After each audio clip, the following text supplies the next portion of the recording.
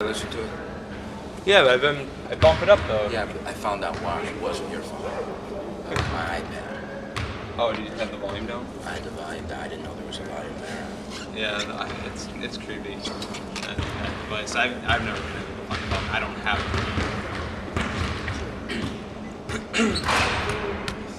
I got the questions on my phone. Not just texting away or anything. All right, welcome to another Grizz Talk. I'm your host, Paul Kampe. We're here with men's basketball coach Greg Kampe. Coach, thanks for joining us today. Last time out on the court with the Oakland men, not such a great ending of that game against North Dakota State on homecoming, last second three. You were pretty upset about it after the game. What has the atmosphere been like here in practice the last couple of days? Yesterday was a pretty tough day of practice. It was, as you said, I was not a happy camper. To say the least. I was not a happy camper. When you play at home and this aura that we've created here, that we don't lose here, and when you fill the play, that was the third largest crowd in school history, homecoming, it's a game that you have to win, and it's a telling game. And it really bothered me, especially the way we lost. We led the last 10 minutes. Thursday night we were behind the last 10 minutes and found a way to win. Saturday we led the last 10 minutes and found a way to lose, and that's not good. That you have to win those home games if you're the program that you think you are. I don't care if you're young, old, or in the middle. You have to win those games, and so I was pretty upset, and I was upset because a couple veterans made mistakes that you don't expect them to make. We lost Taylor Braun a couple times. We didn't lose it, we left it. And the kid's 9 for 11 from the 3 against us. Okay, hey, I think he can shoot, right? He's 9 for 11 from the 3 against us. I haven't had stats in about 15 years, but I would say that is a pretty good percentage. Yeah, 9 for 11 is not bad from the 3. We don't have guys on our team that can go 9 from 11 from the free throw line. He's 9 for 11 from the 3 against us. And with a 4-point lead and 3 minutes to go in the game, we leave him to help on a drive when the game plan was not to leave him, and we'd already left him a couple other times, and we had already had the coach get very upset about them leaving him, and we left him with 3. And that's the discipline that you have to win championships and win games, and we're not there yet. Now, upcoming road trips. He's asking me questions from his phone. That's what this has become. The society, he doesn't even write anymore. It's all in his phone. Or tweets. Right. If I could transcribe my tweets into my game story, I don't think there would be a need for me to write it. Society today, and you're the guys that are lapping it all up. All right, what's the next question? Okay, the next question. You got the road trip at IUPUI coming up Wednesday. You're not going to get to stay and watch the Super Bowl because you have to go to Western Illinois Saturday. Oh, I am.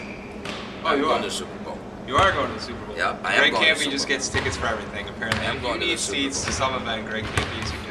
I'm going to be at the College National Championship game, the Super Bowl, and the NCAA Final Four all in a 3-month period. How about that? So which kid of yours is in the Super Bowl? Oh, I wish Brant, maybe someday, but no. A good friend of mine has tickets and has a plane, and we're going to play Western Illinois on Saturday. We'll fly back Saturday night, probably get home around 3 in the morning, and then on Sunday, I think, about 10 in the morning, we're going to get on the plane, fly down an hour flight down to Indianapolis, go to the game and fly home.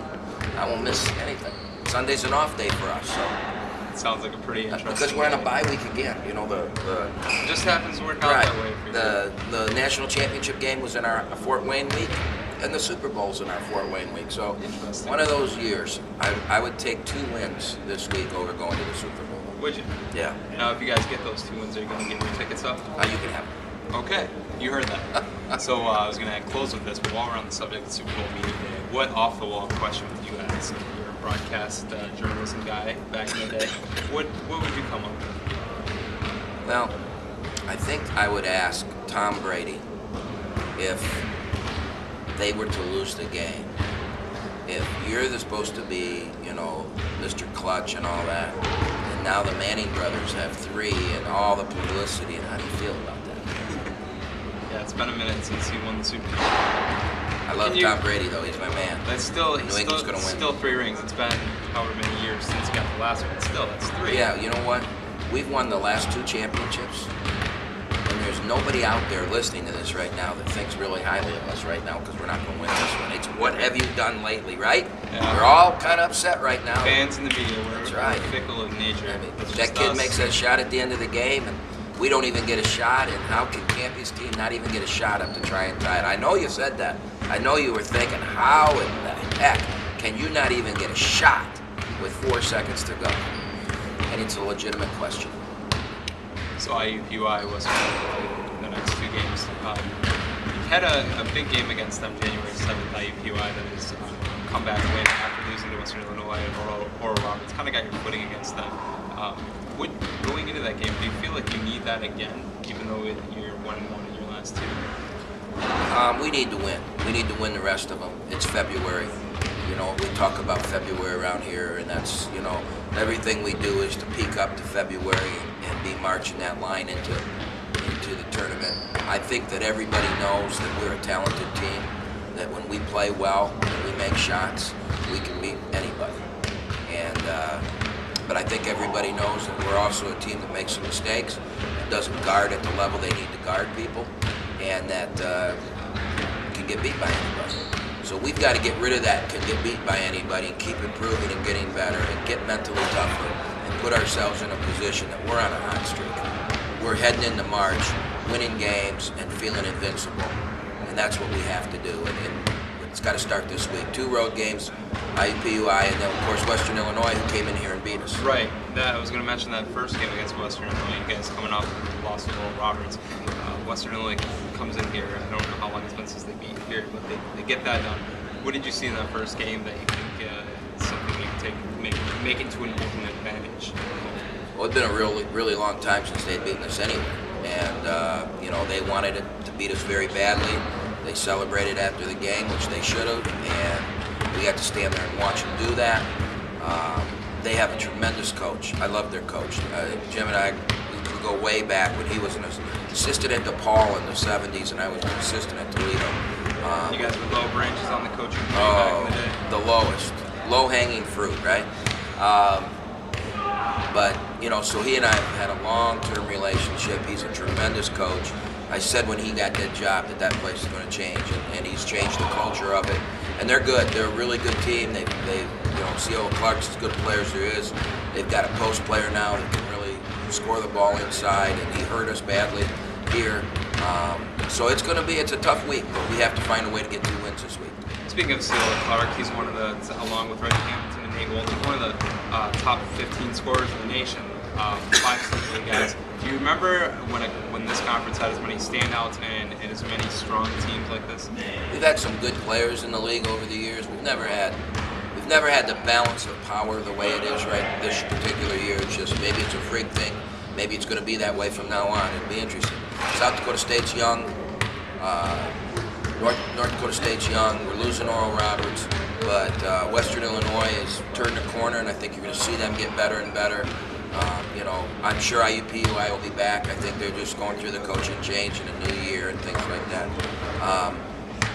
This league's going to be tough, but the first part of that question is, no, I mean, there are guys, you talk about all these great players, and you saw Taylor Braun the other day, and he's not even listed in those great players. And look what he did, in 9 for 11 from the 3. Just a freshman, right? No, he's a sophomore. Okay. He's a redshirt sophomore, but the point guard, their point guard, Alexander, reminds me so much of Jonathan Jones. He's the guy who made the shot.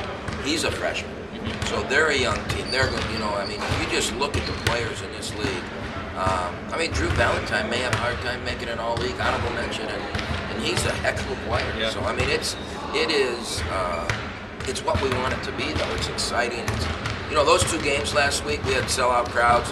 How could you walk away from, you know, you could walk away from Saturday's game mad because we didn't get a shot, because we gave up an open look, but you can't have better basketball than that. You know, the actual playing of the games and the intensity level and the level of play, the high level of play. I mean, you can't beat that, and that's what fans want. That's what this league's giving. Now, on the other end, saying that the league is so competitive this season, Oral Roberts is still undefeated. Can they finish undefeated, do you think? Is that possible? Yeah, I do. I think they can, just because South Dakota State's young, North Dakota State's young, Oakland's young. You know, I mean, these teams are really good, but they're young except for them. They are, you know, I mean, you look at Morrison's a 4-year starter. Crean's a 5th-year senior. Roundtree is in his second, is only in a sophomore, but he's a backup that's played a lot. Pearson is a 6th-year senior. Niles is a 3rd-year starter. So, you know, you have these veterans and all these players that have been there and they've gotten beat. You know, they were beaten last year in the conference championship game badly. They have scars that they want to make amends for. So they're a team with a mission, while the other teams are young and finding their way. Now, having said that, could North Dakota State beat them? Yes. Could South Dakota State beat them? Yes. Could Western Illinois beat them? Yes. Could Southern Utah beat them? Yes. Could Oakland beat them in the tournament? Yes. Talking about their experience, but their depth, they do have Stephen Roundtree, but they're thin after that. Is that part of the reason, the impetus? You've mentioned that the league is short on its benches. Was that part of the reason for putting Bader and Bowes Perry on the bench? Yes. To give yourselves depth? Yeah, I just thought that we needed scoring off the bench. When we make moves, we need to be able to put some points on the board, because the other teams in the league really don't have that, and that's our counter maybe to, as we get into the tournament and you're playing 3 games in 3 days, or for some teams 3 games in 4 days. If we could make it through to the Monday or Tuesday night, that may be a big benefit for us. Is that you know, we're countering what other teams have. And so, you know, I mean, I might be reaching for straws there too. Who knows? But it's That being said, is there any chance Travis Bader moves back to the starting lineup? No, I mean, Bader was playing good basketball but struggling with his shot. And since he's gone to the bench, he's found the shot. He's playing. I mean, you can't play much better than Travis is playing. And you know what? He's playing 35 minutes. Travis Bader's played more minutes than anybody on the team. So it doesn't matter where you start. Reggie Hamilton, you can't go through an entire Grizz talk without mentioning Reggie. Getting a lot of attention from different media circles. Of course, us in the Oakland media, of course, too, going on it a little bit too. Do you find that distracting at all? No, Reggie's earned it and deserves it. And, you know, excuse me, the way the team's going, you know, we're 500. I mean, so let's let him get it. I mean, it's not like it's distracting us from the championship game next week or anything like that. And if Reggie were playing individualistic, then yeah, I would have some issues with it. You know, I told you after Thursday night, you know, Reggie, we're on TV, we have 7 pro scouts at the game, and he's got 2 points with 12 minutes to go in the game, and he played an outstanding basketball game. The ball wouldn't go in for him. He didn't force things. Reggie's tendency is when things are going good is to force them. That's when the Brett Favre gun. Yeah, exactly. When it's going for him, that's when I have to worry that he's going to, you know, push the envelope a little too far. He played very under control. He had 8 assists. He made a huge 3 in the game when he hadn't made one all night. And we won that basketball game, and he had a lot to do with us winning that game, and he didn't have 37 points. You know, he played great. He is having a tremendous season here, and he deserves all the accolades that he's getting. To the FSD show, since the last time we aired this, the FSD show has premiered, you got a little bit of feedback on that. I was curious, maybe people want to know how that show came to be. Well, with the strike, with the NBA strike, there was some programming issues at Fox. They were looking for, you know, we're going to have some downtime now with the strike, and with Oakland basketball being part of their package, Detroit had been doing a weekly show or a monthly show like that, and they came and wanted to know if we wanted to do something like that, and my answer was yes, but I don't want it to be Greg Kampe sitting with Paul Camp and saying, wow, look at this highlight, and last week this, and here's Reggie Hamilton, isn't he a nice guy? And what would you ask in Super Bowl media? Right, exactly. I didn't want it to be that kind of show. I said, we'll do this, but I'll tell you what, we'll open up our program, and you can come in and show people what college basketball really is. Fans don't know what's going on. They don't know, you know, they see me running up down the sideline screaming and yelling, but they don't know what's being said in the locker room. They don't know what's there. They don't know what a road trip is, you know. So let's open that up to them and let them see that. And they were very appreciative. And I thought it turned out pretty realistic. I thought it was, I mean, I don't know if it was good or bad, but unfortunately, you You know, it's been a lot better last year when we went to the Dakotas and swept them. But they saw the reality of winning and losing. They saw the reality of what life is like on the road. That has been my favorite aspect. I mean, until Charlie and I hit W, I think my only road experience with the Oakland program, aside from going out to Michigan State or Ann Arbor, was the Summer League tournament, and that's something where you're in the same spot for 5 days. I can't imagine making that trip to the Dakotas, just working constantly through them. Well, how about this? This week because of the Super Bowl, we moved the game to Wednesday, so we're getting on a bus today. We're driving 6 hours to Indianapolis. We're going to play the game tomorrow night. We're going to drive 6 hours back after the game so we can be in class on Thursday. And we're going to, normally this would have been a Thursday, Saturday, and we'd have missed all that class. But well, if you read my game story Saturday, it did say it was a Thursday because I missed the dates, assuming it was a Thursday. The Super Bowl makes the world go around. If I was asking the question, I would ask you, how could you make a mistake like that? Yeah. How could you not get a shot with 4 seconds to go? I corrected it online. See, I get a second chance at things. Yeah, I know. So anyway, we're going to get to go to school on Thursday. We're going to get to be in class on Friday. And we're going to fly to Macomb Friday night after class. We'll fly back after the game Saturday. So this is a little bit different week for us. What can fans expect in the second episode of the FSD All Access? I'm not sure. They've just started filming it. They were at the North Dakota State game. I wish they'd been at the South Dakota game. They didn't show up for that game we won. They showed up for the North Dakota State game. The game was broadcast on it. Yeah, I guess that's probably some footage there. That's probably their thinking. They've got footage of that. But they mic'd me up for that game. They mic'd some of the players up, and I'm guessing they're looking at the length of the season and how you go from that was the beginning and then the next, and then I think the final episode is going to be the tournament. So all I know is I gave them some guidelines that I wanted this to be different. I didn't want it to be your normal coach's show, and I think they're running with it. So whatever they want to do is fine with me. Next season, are you guys going to have sort of a Hard Knocks HBO series completely uncensored? That's what I'm waiting for. I don't think Dr. Russi would want that, especially with my tendency to drop a few. You? Yeah, every now and then, I got to get better at that. Lastly, yeah, I got to go to practice. Sum up your Hall of Honor enshrinement. One of the only active coaches to be added to the Hall of Honor upstairs here. If you haven't checked that out at the arena. Couple words, if you could sum that up to even in one word, what would you say? Very humbled. Well, that was two. I'm no good at that. Humbled. Humbling. I'm very appreciative of the fact that Oakland would do that. But I'm also cognizant of the fact that I've still got years left and a lot of work to do, and we got a lot of games to win. And as a coach, you don't look in the rearview mirror. If I looked in the rearview mirror, I'd probably commit suicide after Saturday. So maybe not that bad, but I wasn't a real happy guy, as you know. Right. So you don't look in the rearview mirror. You look forward. Now, Vince Lombardi said, "Those who cannot remember the past are condemned to repeat it." And I try and always keep that in the back of my mind. And we have to remember where we've come from and things like that. But especially after a loss. But you're trying to let those things go. You've got to let them go and you got to move forward. So as far as the Hall of Honor, it's really nice. It was a tremendous night. My whole family was here.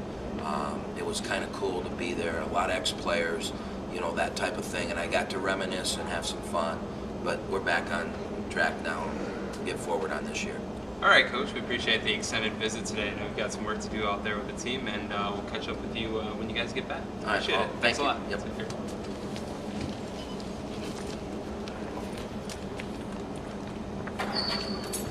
What's the